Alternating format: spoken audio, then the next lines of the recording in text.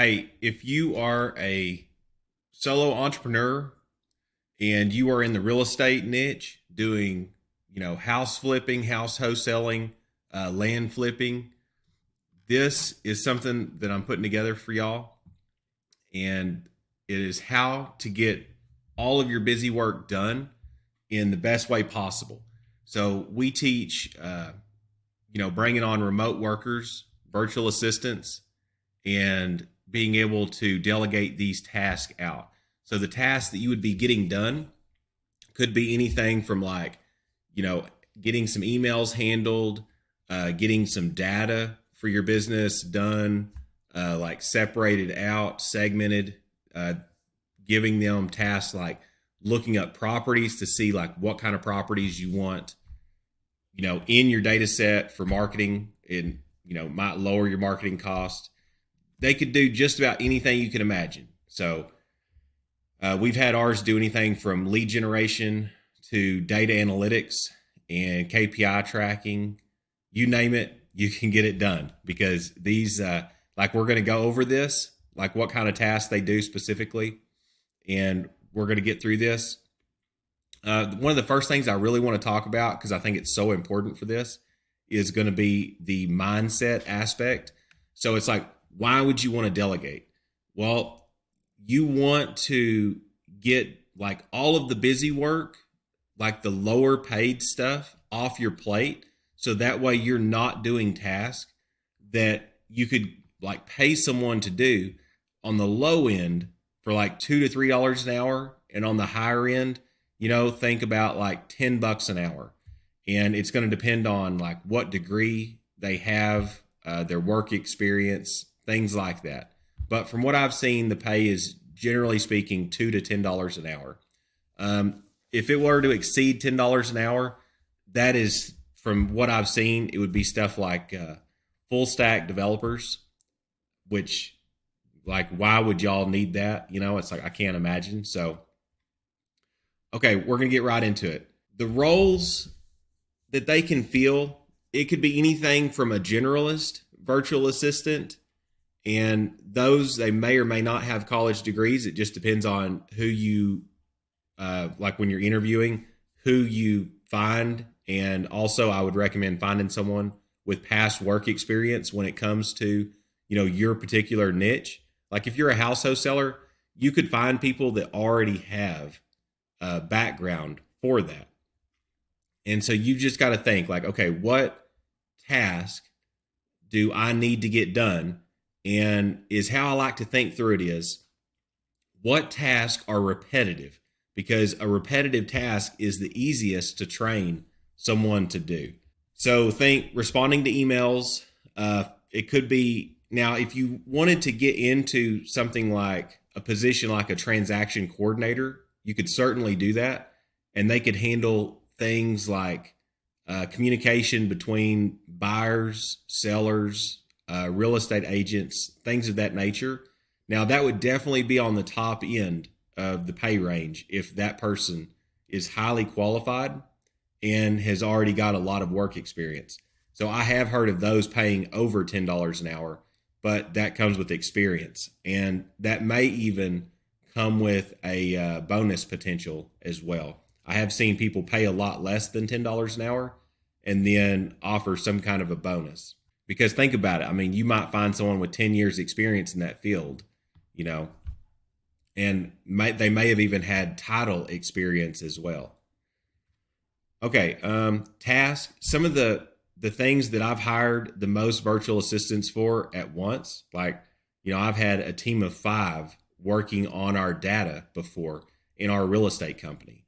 So think about Excel data sheets, or if you're using Google Sheets and you're needing to do work with lots of data, whether that's thousands of rows or tens of thousands of rows, you can have them do things like look at the properties to make sure that those are actually properties you would want to buy, because it will save your marketing dollars if you do remove bad leads from your list.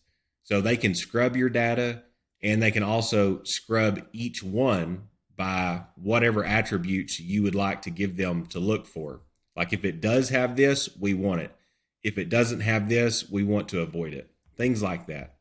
Yeah, one of the first things that I would say is realizing that these people, they're everyday people, but they just live in a different country. So these remote workers, I like looking in the Philippines for virtual assistants, and one of the reasons is because of their culture. So they watch just like all countries around the world. Sure, they all watch American TV. However, in the Philippines, a huge population, a huge percentage of their population all speaks English. And they even watch American movies and American series, and they watch it in English. And they already know our culture, and their culture is really great. I mean, these people, they literally live to serve, and it's in their culture, that way. So their pay is also way less than in the US. However, is what you got to realize is there is 57, I think it's about 56 or 57 Filipino pesos per US dollar. And when you actually pay them in US money, let's say that you're paying one $5 an hour over there, they may be making 2 or 3 times what they used to make in the Philippines. And that is just simply because of our money compared to theirs. The stuff in their country is so much cheaper than what it is here, and they get paid a lot less in their country in general. So $2 to $10 an hour is pretty normal, kind of in the range, and just more experience and the more technical the role, the higher the pay. It's just like here. The role that I would fill the first, I would say this is like a major question I get all the time. I would recommend you find the most repetitive and the one that is eating up the most of your time.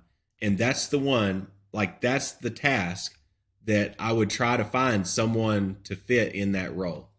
So it could be a generalist virtual assistant at first, and it could even be someone who doesn't have experience in real estate. I talk about that a ton, inside of our program, but really it doesn't so much matter. It's just whatever you need for that moment. There's people that hire entire cold calling teams, and, it could be that. It could be for just cold calling, or it could be for just data scrubbing. Basically, you name the task and you can get it done as long as it can be done virtually. Basically, think about why it would benefit all of these remote workers as well. I've got a couple on our team right now that came from the corporate world. So they're Filipinos and they live in the Philippines, and they got tired of commuting, and as well, they could make a lot more money working for a U.S. company. In fact, it is well known over there. They have a massive industry. They call it the BPO industry. And this is where people literally go through school and plan to work for an American company, because that's like the gold standard for over there, because they all know they can get paid way more money if they can work remotely for an American company. Biggest mindset issue, and this is going to drive a couple people crazy, but I never know why. To me, it just makes sense. Make sure that your ego doesn't keep you from hiring smart people. I prefer people that are much smarter than me. So I've got a couple of data analysts on my team, and they both are far superior to me at a lot of different computer skills. And they are amazing in Excel and Google Sheets and things like that, as well as certain softwares that we use for real estate as well. Like with satellite mapping and things of that nature, it is pretty amazing what they can do. They also do things like build dashboards for our company, and that allows us to track KPIs. It allows us to keep track of data like one of the data analysts is our data manager, and he can handle keeping up with and organizing all of our data. Like our master list can have 100,000 or more leads in one list just for a certain amount of months worth of marketing. So they can do things like that. And I think out of the four that are in the data department for my real estate company, I think three of them have bachelor's degrees, and I think one has an associate's degree. And they already have work experience and everything. And that is what I recommend as well. If you're new to this, I would highly recommend finding someone with work experience as well. Okay, so after you kind of know, like, this is what the point of hiring these virtual assistants is for, and this is how you need to potentially change your mindset with it. Because you can hire these people to where, yes, they cost money. However, if you already know how to make money in your real estate business, because keep in mind, we don't even work with people who don't have a business. This is not a make money online opportunity. This is not a work from home opportunity. You have to already be in business to work with us, simply because you have to already know how to make money. And then hiring virtual assistants just helps you in your business for you to make money. Or it allows you to live a better life, basically. I talked to tons of people that, the reason they're hiring virtual assistants is to give them a better home life, or just like a better work life. They can work fewer hours, still get everything done, and or, they can also be working towards scaling their company as well. Okay, so for the thing is that determines how successful you are when you are like hiring virtual assistants is going to be your SOPs. So you need to map out your processes, and then you need to have SOPs written, which is just standard operating procedure. And it sounds really fancy, but keep in mind, it's really just a collection of videos and documents that is going to teach your virtual assistant how to do the task. And we actually walk our clients through a process to make it as simple as possible. The onboarding process isn't a big deal. It can, that shouldn't take you any time at all to create that. And we show you how to map this out, because at first, when you look at this from above, it can definitely be very complex.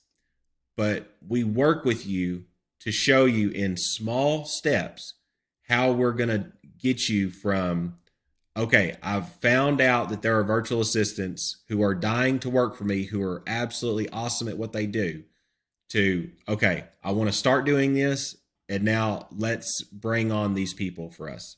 You're going to need to decide your training style, and we would be talking about that a lot.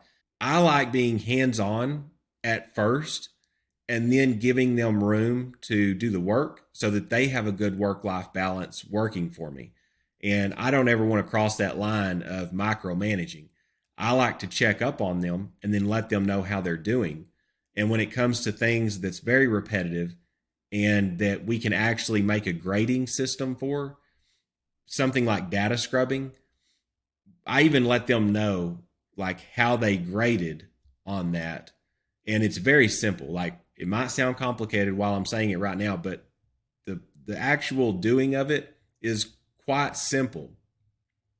It just takes a lot of hard work to get everything set up at first. But then once it's set up, that's where it becomes, repeatable, and it gets easier over time, because once you've got this documented, now it's so easy to bring on your second and third virtual assistant, because now all they got to do is watch the training or read the little documents that you give them that explain this. And I actually worked at a company, and they were doing somewhere between $8 and $9 billion. That's with the B. It was a family-owned company. It's not on the stock exchange. And that is how I learned how important SOPs are. So another company that's super famous for their SOPs is going to be McDonald's.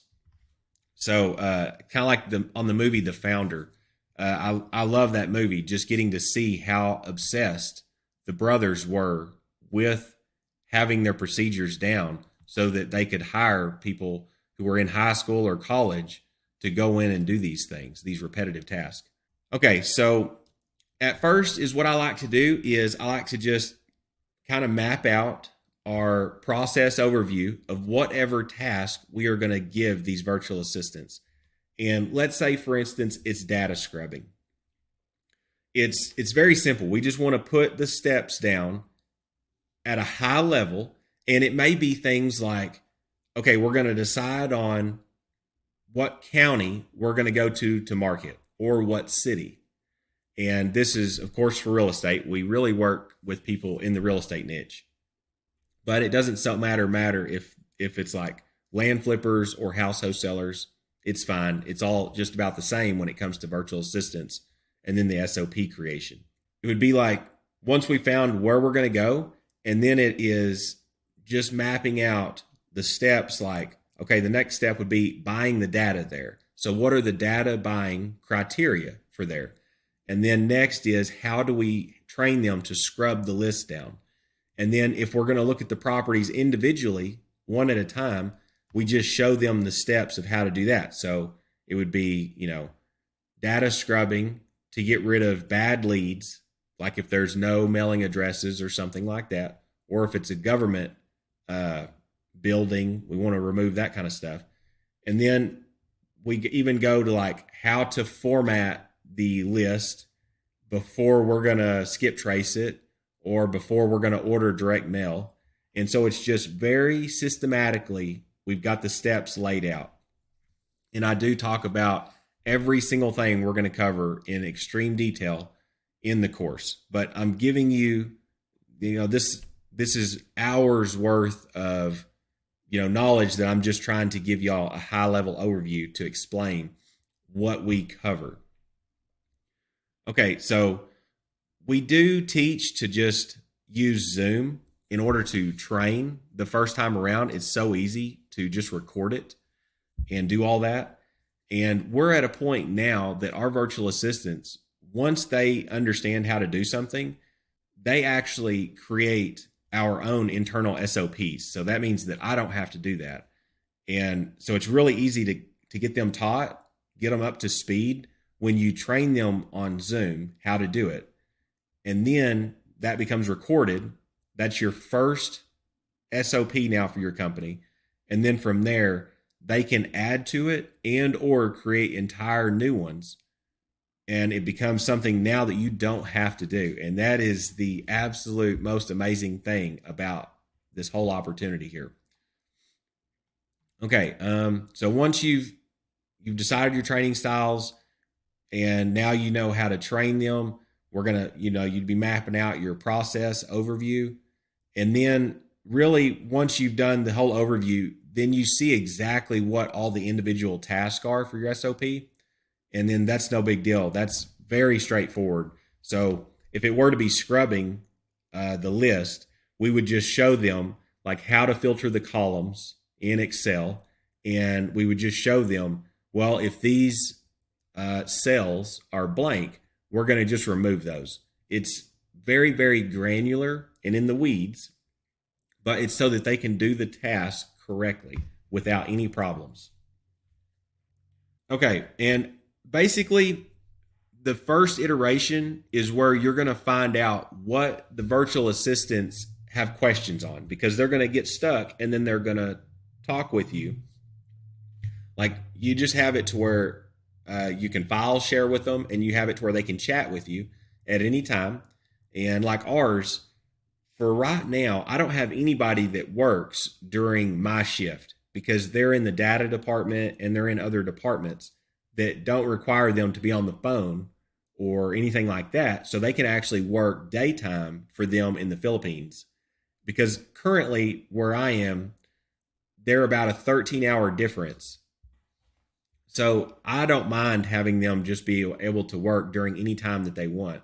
Because to me, it's important to give them benefits like work from home. They choose the days they work. They choose the hours in which they work. I don't control that. and that becomes a benefit to them wanting to work for us. Okay, so back to this right here. It's super easy. Every time they chat with us and say they've got a question and we answer that, that can actually be added real quick to the SOP. And now that makes your SOP for your company way more streamlined and better. Okay. Another thing that you can do is you can even use paid courses to train your virtual assistants. Like you could buy a course over the topic that you need them to do for you, have them watch that course, and now they can go out and do that for you. And that is amazing. Like I have done that before, and it gets them up to speed really quick. Okay, so where are we going to find them? So I like to just go to online job boards, and there's a lot of them actually. So depending on what job board you would post on is going to depend on what country you would like the virtual assistant to be in.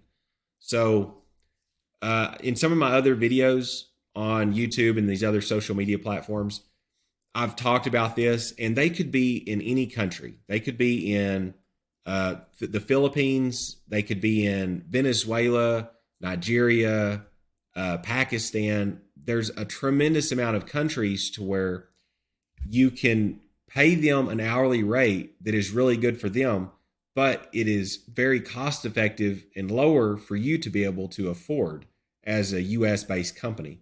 So those are all much cheaper. And it is not at all hard to find people in that $2 to $10 hour range. Now, I will tell you on the $2 an hour range, that's going to be people fresh out of school and all of that stuff, because that pay is still the same or actually more than they can make in the Philippines. Just keep that in mind. Now, this is going back to why would someone want to work with you? When we're creating stuff on these job boards, there's a lot of them. So because they're also for every country as well that you would like to go to. When we're writing our ads and like our posts to find these virtual assistants, I always want to make sure that I put things in it so that they would want to work for us instead of somebody else. So I try to be very competitive with the pay. And currently, like we only do full time. So right now, everyone's working like 40 hours a week. Here in the past, there was multiples that I had that was working even more than that just because they chose to. We don't require our virtual assistants to work overtime.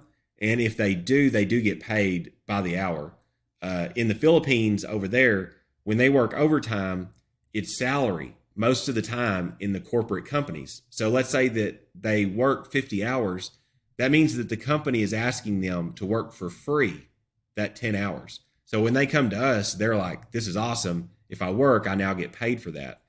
And other benefits, like we've already covered, is going to be I allow them to choose the days that they want to work. I allow them to work any hours that they choose. And also, if they work a little more than 40 hours or a little less, I tell them, hey, that's fine. It's, if you had something come up, that's no big deal. Another thing that I like to do is cover their holidays. And is what you'll learn is in the Philippines, they actually have quite a lot of holidays. And something we just implemented at the first of the year was, hey, here you go. You can take off these like paid day credits. It does not have to be on the holidays. You can take them whenever you want. Okay, so once we've kind of got these, we know where to go. We've posted these job ads, and now we've written good posts, and we've given them reason to actually like check in with us and apply to work with us. We're gonna have them send us emails with all of their information, and then we're going to review that. So it's going to be like resumes, and we're just going to review those resumes. Another thing that you can do that's really effective is, like, let's say you were going to hire cold callers. You could actually ask ahead of time, hey, I need you, when you apply, to send us a recording of your voice. And some people have them just read a little mini script out, and now you can hear their voice. You can also have them do things like take small tests so that way you can see if they're a personality fit for your company. I highly recommend that. So, and it depends on the task. You would want to have them do a test that's relevant to what task you're doing. Okay, so we're going to filter through the resumes, and keep in mind, it is not the same when you are posting ads in, let's say, India, or let's say the Philippines. The amount of responses that you can get to your job post is so much different over there. And that is because they don't have enough jobs over there. And so you are talking to people who are incredibly willing to work and want to work. It's not nearly the same as trying to find people here in the US, how people just can't find enough workers. And over there are unbelievable amounts of people dying for work. So we're going to filter through these resumes, and we're going to listen to these recordings. We're going to look at the test that these people have done. And keep in mind, some of these tests are very basic and normal, and they already have done them. They're just sending you results for them. So then we're going to actually shortlist these list of candidates that we get through, our email. And we're going to just send them some questions. And we're looking for any green flags and red flags right up front before we've had to commit our time to interviewing these people. So, like example questions, it's just like, hey, what kind of computer do you have? What's your internet connection like? Could you talk to me? I've read your resume, but could you talk to me a little bit about your work experience? I've seen this one job you had was kind of similar to what we would need you to do. Can you elaborate on that just a little bit? And you can see how they carry themselves. Like, how long does it take them to respond to your email? How do they respond? Like, do they know written English well? Are they professional? Do they sound like someone that you would want on your team on how they carry themselves by email? And if we like their responses, we like how they get back with us quickly, that's going to be someone we're going to put on our short list. And then we're going to move them to our interviewing process. And once we've went through the interviews with them, we're going to make sure to ask them some very, in-depth questions to try to spot some really great candidates.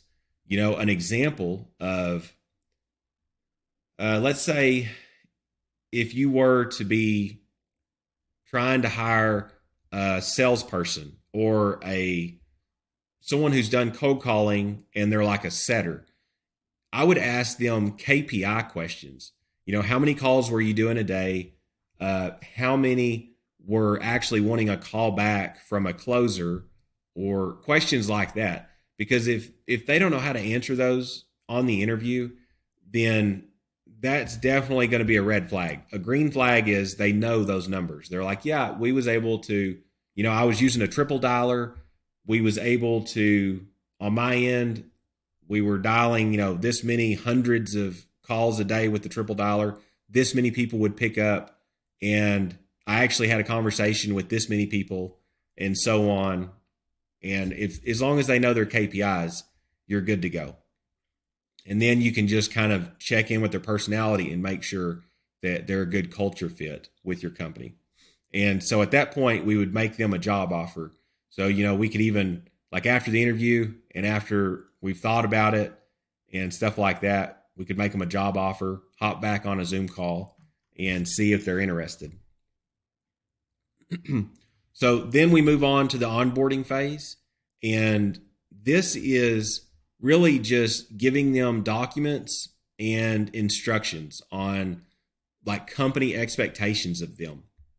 So we also do things like the account creation. So on the data department, wherever you're going to get your data from, you're going to need to just create accounts for them, like little sub accounts within your main business account. Usually always really simple. So now, we're going to do the passwords, and, there's services that you can use.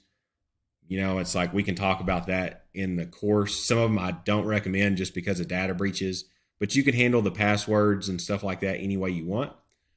Paying these people is, there's a lot of payment services, stuff such as Wise, PayPal, Payoneer. There's many of them, and some of them are better than others. And it really depends on your virtual assistant as well, like which one they can easily get. And there is monitoring software, and I do list that here. And that's going to go back to your managing and leadership style. So I'm going to be completely transparent here. I don't do the monitoring software with our virtual assistant team. And here's why. I want A players, and I want people on my team that I know and trust, and I trust my team. So they are also, because they are A players and they are really great at what they do, they will actually weed out people that aren't doing good as well, because they know it's not fair to the company or themselves if someone's not pulling their own weight. And so that's also a really great thing. And two, A players, they don't want to work with a C player. And that is just the way it is. So if you're trying to like have a whole team of C players and then you're bringing in A players and then you're losing them, that is why. So with the onboarding, basically now they've got all their accounts set up, and you've explained everything. You've handled your passwords. They now know how and when they get paid, because they're always going to have questions about stuff like that as well. Some of these virtual assistants have actually worked for U.S. companies or Australian companies or for companies in the UK. They've actually been burned by people. And so you do want to look professional so that you're attracting people that are good. And I've talked to people on a few different occasions on interviews and on our team who have been burned, meaning they put in the work for a couple weeks or something, and then the companies that hired them never even paid them. So you want to make sure that you're professional, and there is a little bit of, you do need to sell them on why they should work for you, because some of these people, when they're really great, they do have other options. After everything's set up, they're going to start watching the training videos that you've got, and that could be the ones that you've created. It could be courses that you've bought and are showing them. And it could even be like, really the easiest way is to just hop on Zoom, push record, screen share with the virtual assistant. It's actually not as hard as what people make this out to be in their head. Because if you were to look into our accounts, and if you were to see our SOP, you would be like, oh my gosh, that is a lot to that. But is what you got to remember is we do have a lot of different positions, and we have multiple people on our team. Plus, when I've brought in people to do tasks, and then now they're not with us, it was more like set amount of time and stuff like that. We had to have all those SOPs built out so that they would know what was going on. And two is, what you got to keep in mind is there is a compound effect that takes place with your SOPs. I'm at a place now to where, now that ours is done, when I want to hire someone, it is just copy and paste. So I just copy and paste things into the chat for them on the messages when I onboard them. And it is just attaching the documents and things that they need with instructions on, like, go here to Google Drive, read this document, go here to watch this video and then this one. And then after you've watched these 8 videos, let me know. And then we can hop on a Zoom training one-on-one, and I'll show you. And I just want to make sure that we're on the same page. And so that leads us right into the clear communication. That is like unbelievably important. And so you want to set the expectation up front that, hey, I don't want to micromanage you. I just want you to be able to go through the trainings and then come and let me know, and then I'll help you any way I can. I have witnessed some people that have definitely got confused on how to work with virtual assistants. Okay, I'm kind of trying to say this politely as well. Um, you want to make sure that you're treating them right. And something that I like to do is I want to let my team know that I'm always open for a meeting. If I've got time, like I'll work them in. I try to work them in as soon as they ask. So that means in my mornings or evenings, because that way for the time difference, it's not a bad time for them either. I want to make sure that they know I'm there for them to help them. And probably the things that I've seen people mess up is they think that the virtual assistant is supposed to come in with knowledge and then do everything seamlessly without any work on your part. And the complaints sound like, I read one the other day that someone had, and they're not a client or anything like that, but they were complaining about virtual assistants saying, I tell them what to do, but then they mess it up and then I have to go and fix it. And then I end up just letting the virtual assistant go. I would definitely say that is not a real company. Okay. That is one guy doing everything because he thinks he can do it better. When in reality, it was just that he failed to train the person properly, or he failed in not hiring the right person. And then he didn't set clear expectations. It's really, there's no way that you could blame that on the virtual assistant unless you know that you did every single step properly. And even then, why would you expect them to do it perfectly on like the first attempt? I would never expect that. It's like McDonald's.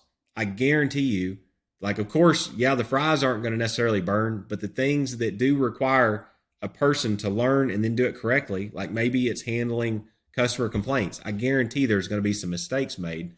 And I would just say you need to build that into your mindset of knowing, hey, there might be a mistake made, but it's no big deal. We're going to get through this as a team and we're going to make this happen. So that is my own policy when working with my team.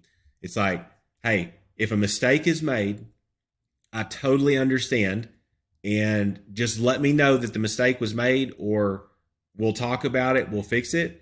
Just don't ever lie about it. Just don't ever cover it up and things like that. And now I've got a culture to where I don't have people that feel that they have to lie to me because I'm going to fire them or something. It's like, no, it's just let me know a mistake was made and now it's a learning experience and now we can just move on as a team. And that goes right into like proper delegation is really all about communicating properly and making sure that you set guidelines. Okay, now that you're onboarded, start watching these training videos and then go and do this test task. And then tell me when you're done, I'll look at it with you and review it. And you also need to give them deadlines as well. So that's a huge thing in communication. People don't talk about the time frames for something to get done. And as everyone knows, I'm sure, if you've listened to any amount of business stuff, it's like if you give someone a week to do something, it'll usually take a week. If you give someone 3 days, it'll usually take 3 days. But at the same time, you do have to be realistic about how much time you give them because you do want it to be a healthy work environment for these people. And there are tons of project management softwares, just like there are CRMs. Now, if you are hiring someone that has a lot of experience working in your niche or even working in the corporate world, a lot of times they already come with knowledge around this. In fact, I've got 2 virtual assistants that are data analysts. One is our senior data analyst, and one is our like data manager, and he handles different processes and things. They can do things like build dashboard KPIs, stuff like that. They actually already know how to do proper project management. And so I would always recommend, if you have a choice, you're going to want to find someone with experience. So that way they actually can surpass your own knowledge at doing things. Because, Bill Gates and Steve Jobs, Mark Zuckerberg, if you watch some of their interviews where they've talked about hiring and team building, it is always that they want to hire individuals that have raw intelligence, that can go and do things. That means that they're very capable and they can solve problems and they're not just completely relying on you.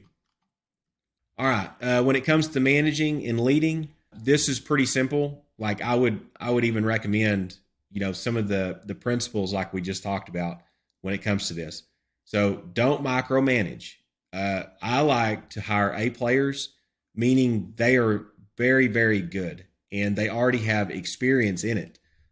Both of our data analysts, they have more than 5 years experience in a corporate job doing data analysis, data analytics, and then even doing things like the dashboards. And they even are very knowledgeable on, using data for storytelling. So they can actually explain things to you in ways that makes your data something that is going to save you money or make you more money. That is why, we have data analysts in our company. The micromanagement here, this goes back to, I didn't want to use the software to keep up with tracking people. I think that it's too much of the big brother thing. Now, I will say, if you was, and this happens a lot with people that might hire 10 or 20 virtual assistants at one time. Now, keep in mind, when you do that, you're needing to hire virtual assistants just to hire and recruit more virtual assistants. They become essentially like your HR people. Well, those people would then be basically spying on the computers that the virtual assistants are using in their own homes. And so I don't do that. And a lot of times A players won't deal with that. So especially here in the US, when you have people that are high paid, they're professionals, they're not going to want cameras in their vehicles and they're not going to want people monitoring their cell phones and all that stuff. It definitely gets in there to where it is like an invasion of privacy. Of course, there are cases where you can't get around it, like an armored truck. You have no choice or control over that. They're recording inside and outside the cab. They're recording the audio. I get that. But I'm just saying, an A player will always choose a company that doesn't micromanage them over one that is going to be like forcing all this stuff. I would say think about what kind of culture you want. And first, you would need to think about the vision that you want for your company. And I already know that sounds like a lot of theory and all that stuff, and it sounds boring. But I'm telling you, I spend a lot of time trying to type out and make sure that everyone on the team, from the newest people to the people that's already been here a while, I want them to know what the vision is. Because then that way, if they know what the vision is, they can problem solve to get us to the end goal when you've talked about that with them at length. You want to make sure, if you're hiring multiple virtual assistants, whether that's at a time or if you're just building a team in general, you want to make sure that they're going to work good together and that they're going to work good with you as well. You want to make sure that everybody's getting along, and it goes back to the A players don't want to work with C players. And so you got to give them a good, healthy environment to where everybody's happy, and that'll make them productive just by itself because they're happy and they're not wanting to lose the position. They want to make it work because they enjoy it. And that also goes back to things like, are you going to be a manager and a leader for them that tells them like, thank you, I appreciate this. You passed expectations on this, and give them praise, give them rewards, anything at all to make their lives better, and just show them that you appreciate them. That can be with money. It can be with like time off, whatever they need. Okay. Keep in mind, people are only as good as the systems in the business. So just like an A player won't work for a bad business owner or with bad coworkers, the people are only as good as what systems they have to work with. So they're only as good as their trainings, and the systems could be things like for project management. And another thing that to keep in mind is, I like for our people to have a say in what we're going to use. Because if, let's say that they're using it and the outcome is the exact same for me, then I'm going to let them choose maybe what software we use if there's one that they prefer. I'm totally open to stuff like that, because why would I have a dog in the race, if I'm not even in that department doing the day-to-day work like they are? As long as it's the output is good, I'm happy. So I like my leadership style to be humble, caring, empathetic towards them. And that does not at all mean that if we have someone who is doing bad, we don't let them go. It's the opposite. I care a lot about them. They care a lot about us. And two, they'll even weed people out for us as well, just saying, hey, this person is not working out. It doesn't, like, I keep trying and we keep training, but then it's just not working out. We know we have to let, that person go. So just keep in mind how important systems are in your business when you are starting to bring people on. And again, a lot of this sounds super complicated, but a lot of things don't even cost money. There's ways to chat with them for free. There's ways to share files with them for free. It's just having it in place and then actually sticking with it and doing it. Okay, so we've already been talking about this quite a lot. Building a team. I love hearing Steve Jobs, Bill Gates, and then some of the others talk about this. And they talk about, they even allow their team members currently with them even interview to make sure of the culture fit. Because keep in mind, they can actually speak their own language with them, so there's no language barrier between themselves. In the Philippines, they speak, I don't know if I'm saying it correctly, but it's Tagalog. So they can actually talk with themselves. There's no language barrier. They can actually see, hey, do I like this person before we bring them on? And now I'm working with them every day. So that's something, to keep in mind, things like that. And two, once you've got a team built, like, this is not for everybody, because there's a lot of people that I talk to, they really just want one or two virtual assistants to make their lives easier. And it's not really that they're wanting to scale. Sure, they may end up making more money because now they have less busy work to do. They can focus on the stuff that makes them more money per hour. So that means they could be on handling sales instead of working with data or whatever, or doing some kind of marketing task or admin task. If you wanted to do the scaling thing, you could actually promote people within your company already to being a manager, and then things like assistant managers. And that makes it pretty seamless. Like, I've done this and it does work very, very well. And then they now will be hiring people for you, and you didn't have to actually do that. And that is, again, it leverages your time a lot.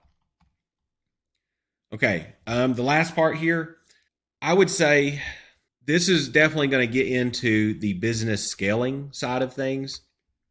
But, everyone does want more freedom. Like, from, whether that's going out and doing something during just the daytime.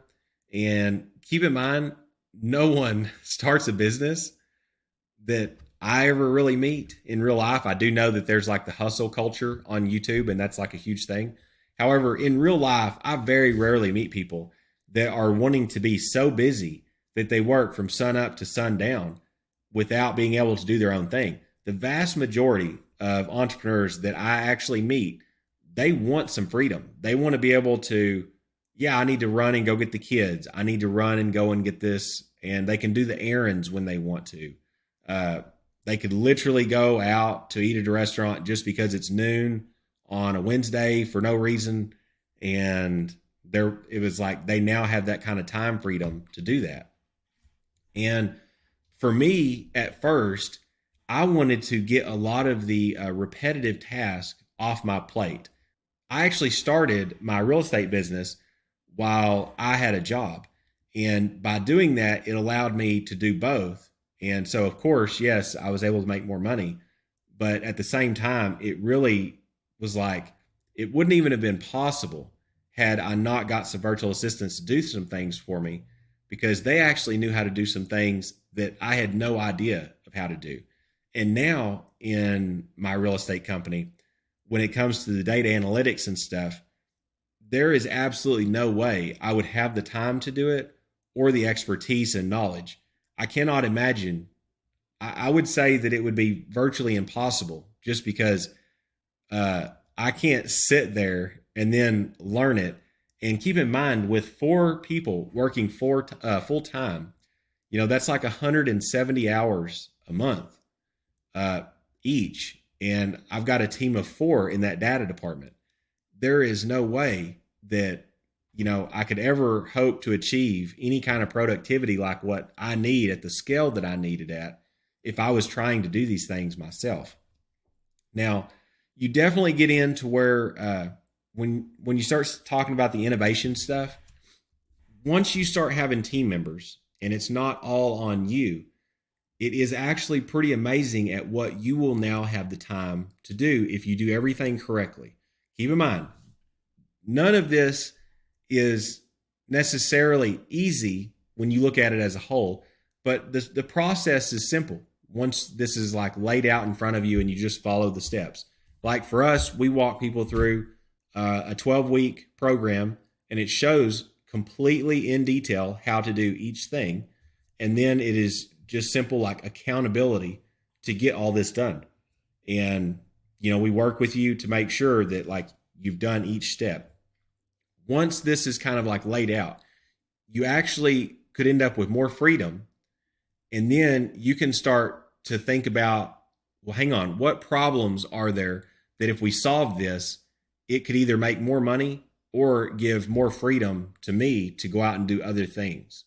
And so you could actually innovate things as well. So it could be trying to do more innovative marketing. It could be trying to craft better messaging in your marketing. It could be just about anything. It could even have to do with an innovation in how you approach your data. And I know that I talk about data and data analytics a lot. And that is because I actually tell people we're almost more of a data company than a real estate company because of how much effort is put into data and then segmenting it and like scrubbing it down to try to save on marketing dollars, because virtually everybody knows about direct mail for real estate. And a huge amount of people do that. Well, it's incredibly expensive. So if you send 10,000 letters at a time, that may be $5,000 or more. If they're 50, 55, 60 cents or more per marketing letter or per postcard. So anytime you can do any sort of innovation anywhere in your company, I would definitely say that is going to go straight to the bottom line on what you were able to do. So just keep those things in mind. You got a lot of options. And so you really just got to ask yourself, do you want to always be the bottleneck of your company? Do you enjoy it? Do you really want to spend the majority of your working life doing the busy work, meaning the things that may or may not even directly result in making money? There's a ton of admin tasks that do not directly make money, but it just has to get done for the company to run. Things like that. Plus, too, with my mindset, I am not a person who can easily sit at a desk for an 8-hour shift to do one thing over and over. I make sure that when I hire for positions like that, that the person that's taking the job, that they actually would want to do it. And they would actually be happy to do it. And they would prefer repetition over doing a whole bunch of different things at once.